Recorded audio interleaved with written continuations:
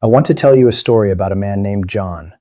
He's 70 years old, a husband, a grandfather, and a man who loved his garden. One bright Tuesday afternoon in the middle of a bustling city square, John fell to the ground. There was no warning, no cry for help. One moment he was walking, the next his heart had stopped. For all intents and purposes, he was gone. Panic rippled through the crowd, but then something incredible happened. Strangers rushed in, their hands becoming his only hope, starting a frantic, desperate rhythm on his silent chest. But this collapse wasn't a random bolt from the blue. The real story, the one that holds a critical lesson for all of us, had actually started 3 weeks earlier, with a series of quiet warnings he never saw coming. Let's rewind 3 weeks. Picture John in his happy place, the garden. The sun is warm, he's turning the soil, and at 70, he still prides himself on his vitality. He could lift heavy bags of mulch and play tag with his grandkids until they were the ones begging for a break. He saw himself as an old oak, sturdy, strong, reliable. That afternoon, as he heaved a large terracotta pot into place, he felt a strange sensation in his chest. It wasn't a sharp, dramatic pain. It was a dull, insistent pressure, a tightness. He paused, leaned against the garden wall, and took a few deep breaths. He reasoned it away. Pulled something, he muttered, rubbing the center of his chest. Maybe it was just heartburn. A few minutes later, the feeling was gone, and he dismissed it as easily as swatting away a fly. And right there, a dangerous game begins. So many people, especially older adults, mistake the early signs of heart trouble for the normal aches and pains of aging. It's a cognitive trick we play on ourselves because the alternative is just too frightening to consider. John chalked it up to a pulled muscle and moved on. A week later, things had escalated. John and his wife, Sarah, were coming home from the grocery store. He took the stairs, carrying 2 bags in each hand to prove he still could. Halfway up, the world tilted. A wave of dizziness washed over him so intensely he had to grab the handrail to steady himself. "John, are you all right?" Sarah called from the landing, her voice laced with concern. He tried to wave it off. "Fine, fine," he said, though his heart was fluttering like a trapped bird. "Just stood up too fast." Again, a rationalization, an excuse. He didn't tell her how his vision had tunneled for a second, or how a cold sweat had broken out on his forehead. Admitting it would make it real. The most significant warning came that weekend. His grandchildren were over, and during a game of hide-and-seek, he chased his 6-year-old granddaughter up the stairs. This time it wasn't just dizziness. It was a profound, suffocating shortness of breath. At the top of the stairs, he was gasping, hands on his knees, unable to draw in enough air. The pressure in his chest was back, heavier this time, like an anchor. His granddaughter stopped laughing. "Grandpa, are you okay?" He forced a smile. "Grandpa's just a little tired." That evening, Sarah confronted him. "John, this is the 3rd time.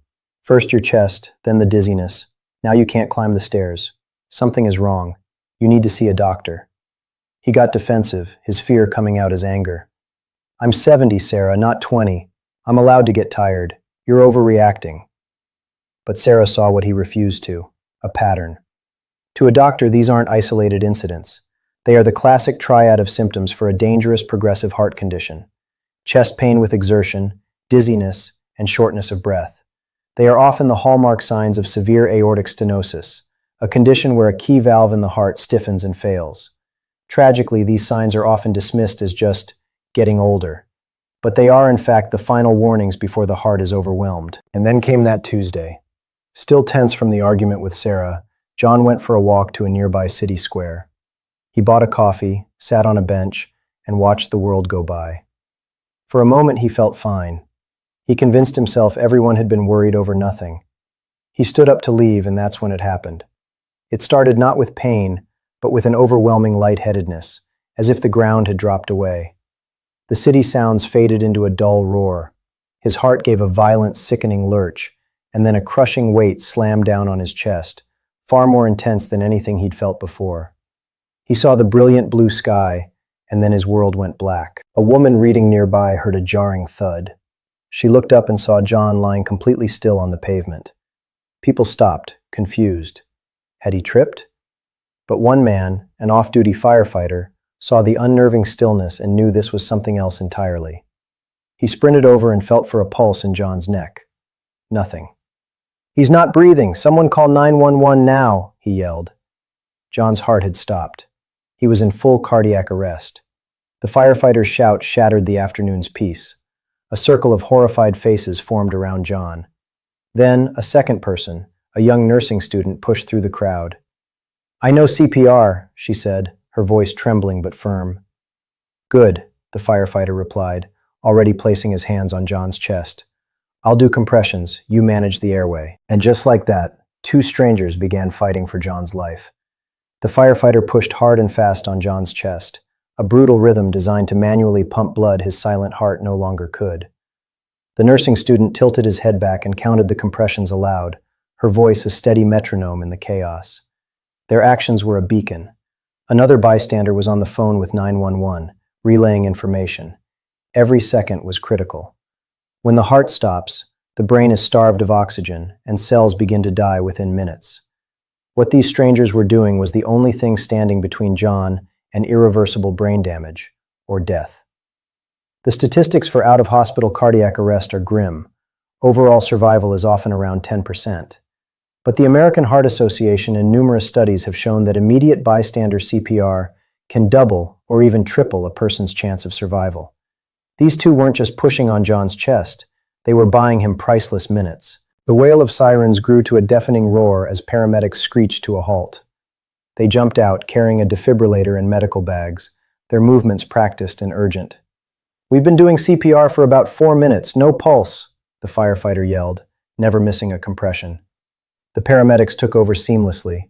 One attached the pads of an automated external defibrillator, AED, to John's chest. The machine's voice was chillingly calm. "Shock advised, charging, stand clear." Everyone backed away. "Clear!" The machine delivered a jolt of electricity, and John's body convulsed on the pavement. For a heartbreaking moment, nothing. The monitor was still a flat line. "Resume CPR," the lead paramedic ordered. They worked relentlessly. A second shock, then a third. After the third shock, as compressions resumed, a weak, chaotic rhythm flickered onto the monitor. It wasn't stable, but it was something. They had a pulse. The ride to the hospital was a battle. John was intubated to breathe for him, his heart rhythm dangerously unstable. The paramedics pushed drugs like epinephrine and amiodarone to try and stabilize him. He had been pulled back from the brink, but the war was far from over. The biggest question remained: why did this happen? In the controlled chaos of the emergency room, the team worked to keep John alive. The attending cardiologist, Dr. Evans, suspected something more than a standard heart attack. "Let's get a stat echo," she ordered. A portable ultrasound machine was wheeled to his bedside. As the probe moved over John's chest, the images on the screen finally revealed the culprit. Dr. Evans pointed to the monitor. "There it is. Look at the aortic valve." The image showed the main valve leading out of the heart's primary pumping chamber. It's supposed to have thin, delicate leaflets that open wide with every beat. John's was a wreck, thick, gnarled, and stiff with calcium. It was barely cracking open. The condition is called severe aortic stenosis. Later, Dr. Evans explained it to John's terrified wife, Sarah, with an analogy I often use. Imagine the aortic valve is the main door out of your house. For years, that door has been getting harder and harder to open, as if it's rusted shut. Your husband's heart is the person inside, and it compensated by getting stronger, pushing harder just to force that door open enough to get by. That extra work causes the heart muscle to thicken, a condition called left ventricular hypertrophy. But eventually, Dr. Evans continued gently, the muscle gets too thick and too tired. It demands more oxygen than the body can supply, which causes the chest pain and shortness of breath. Finally, the heart's electrical system becomes unstable. It goes into a fatal rhythm, and it just stops. That's what happened today. The ignored symptoms suddenly snapped into focus. Aortic stenosis is the most common valve disease in older adults. For those over 75, the severe form affects about 3 to 4% of the population, a number that climbs with age. For those with severe symptoms, the prognosis without treatment is devastatingly poor. Classic studies show a 50% mortality rate at 2 years. John had reached the tragic, inevitable endpoint of a disease that had progressed silently for years. After 2 days in a medically induced coma, John woke up weak, disoriented, and on a ventilator. The reality was stark. Fix the valve, or there was no path forward. Dr. Evans met with the family. "Medication can't fix this," she explained. "The only effective treatment is to replace the valve." She outlined two options. First, traditional open-heart surgery, where surgeons open the chest and sew in a new valve. It's effective, but it's a major operation with a long recovery. However, Dr. Evans said, given his age and the trauma his body just went through, there's another option we strongly recommend. Transcatheter aortic valve replacement, or TAVR. She explained that TAVR is minimally invasive. Instead of opening the chest, a new valve is guided on a catheter through an artery in the groin, all the way up to the heart. Once there, it's expanded, pushing the old, diseased valve aside and taking over. For patients like John, she noted, TAVR has been a game changer. Major studies have shown it can lead to better survival and faster recoveries compared to open-heart surgery in high-risk groups. The choice was clear. The thought of another major trauma was terrifying. TAVR offered a less invasive path with a faster recovery. From his hospital bed, John weakly nodded.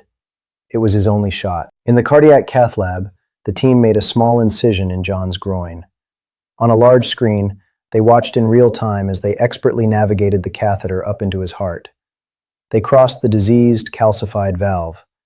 Then came the critical moment. The new valve was deployed. On the monitor, they saw it expand, a small metal and tissue miracle blooming to life. Instantly, blood began to flow freely. The immense pressure his heart had been fighting for years was just gone. The procedure was a success. In the ICU, the signs of recovery came quickly. Within hours, he was awake. The next morning, the breathing tube was removed. He took his first deep breath, and for the first time in months, it didn't hurt. The pressure in his chest was gone. He was exhausted and sore, but he was alive. Recovery from TAVR is often dramatically faster than from open-heart surgery. The day after the breathing tube came out, a physical therapist had him stand by his bedside for 30 seconds. It felt like climbing a mountain. But each day brought another small victory. Standing became sitting in a chair.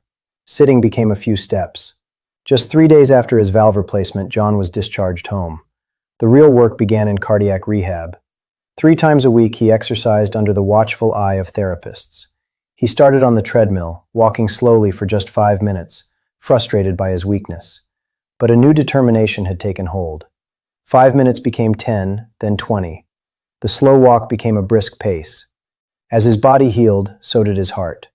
The dangerous thickening of the heart muscle began to regress, remodeling itself now that it no longer had to fight that blocked valve. 6 weeks after his collapse, he went to a park with Sarah.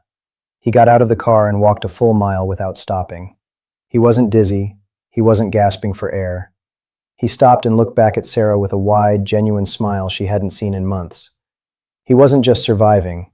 He was starting to live again. 6 months later, John was back in his garden. He moved with a new mindfulness, but he was there, planting and weeding, feeling the sun on his back. His life had been given back to him by the hands of strangers and the marvels of modern medicine. He wrote a letter to the local paper, hoping the off-duty firefighter and the nursing student who saved him might see it. "You were my heart when mine had stopped," he wrote.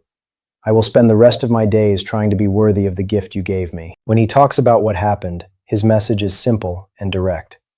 "I was stubborn," he says. "I thought being tired and out of breath was just part of being 70. I was wrong. It was my body screaming for help, and I put my hands over my ears. If you feel something isn't right, that fatigue, that shortness of breath climbing stairs, that weird pressure in your chest, it is not just getting old. It could be a warning. Talk to your doctor. Ask them about your heart. It could save your life." John's story has 2 miracles. The first was the medical science that replaced a broken part of his heart. But the second, the one that had to happen first, was the miracle of 2 strangers who refused to let him die on a sidewalk. So please, learn CPR. The American Heart Association and the Red Cross offer courses everywhere. You might feel like you'll never need it, but John is living proof that you might. You could be the person who gives a grandfather the chance to see his grandchildren grow up. And finally, listen to your body. It's the only one you have. Don't explain away the warnings. John's collapse wasn't the beginning of his story, but the climax of a chapter he hadn't been reading. His survival is a testament to the power of community and the advances of medicine. But it all starts with having the wisdom to listen when our own bodies tell us that something is wrong.